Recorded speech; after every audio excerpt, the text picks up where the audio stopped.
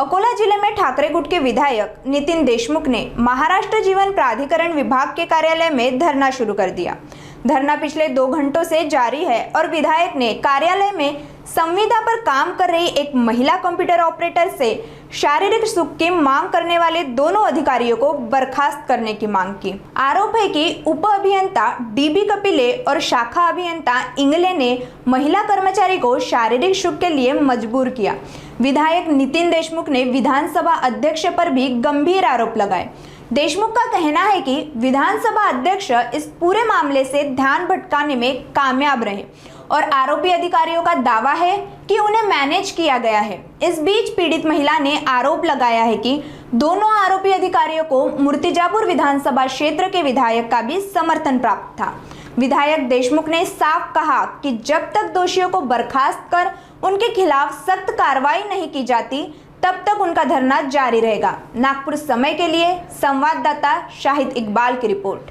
Sir, मी एक वर्षापासून म्हणजे पहिले माझा 3 महिन्याचा पगार नाही निघाला, म्हणून मी तिथले जे उपविभागीय अधिकारी श्री कपिले यांना वारंवार जाऊन विनंती करत होती, सर माझा पगार नाही निघाला। त्याच्यानंतर जे शाखा अभियंता होते इंगळे साहेब, त्यांना पण वारंवार विनंती करत होती, पण त्यांच्याकडून मला शरीर सुखाची मागणी होती। जर आमच्यासोबत शरीर संबंध जर प्रस्थापित केले नाही तर आम्ही तुझा पगार नाही काढू, मला मारून टाकायच्या धमक्यासुद्धा दिल्या।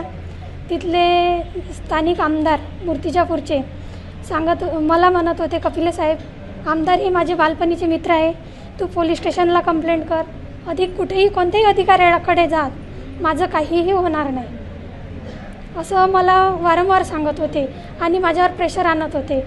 आणि आज 1 वर्षापासून मी कार्यालयात जात नाही आहे। मला ते रस्त्यात कुठेही मारून नाही टाकू शकतात, इतकी त्यांची दहशत वाढलेली आहे। तू आमच्यासोबत येशील नाही तर तुझा पगार काढणार नाही, ते म्हणजे असं मला मानसिक त्रास देत होते की ज्याच्यामुळे मला स्वतःची भीती वाटायला लागली। म्हणजे माझा जीव जाईपर्यंतही असे वागत होते माझ्याशी, काहीच रिप्लाय देत नव्हते, तू कुठेही जाय, आमचं काहीच होणार नाही, कोणीच आमचं काहीही करणार नाही। माझं तर नाही झालं, मी आमदाराला कधीच भेटली नाही। माझी मागणी हेच आहे, मला न्याय मिळावा आणि माझी नोकरी मिळावी।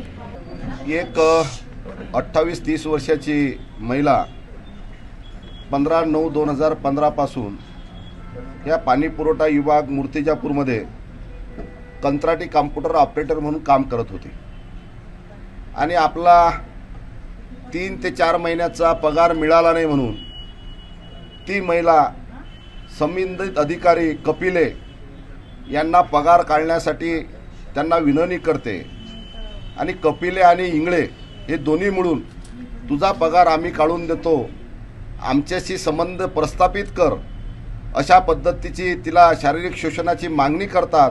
आणि त्या कपिलेनं तर त्या महिलांच्या खांद्यावर हात टाकून अश्लील चाळे करण्याचा प्रयत्न त्यावेळेस केला आणि त्या महिलांनी आरडाओरड करून तिथून पळ काढला, परंतु अद्यापर्यंत त्या दोन्ही अधिकाऱ्यावर कोणत्याही प्रकारची प्रशासनानं कोणत्याही प्रकारची कारवाई केली नाही।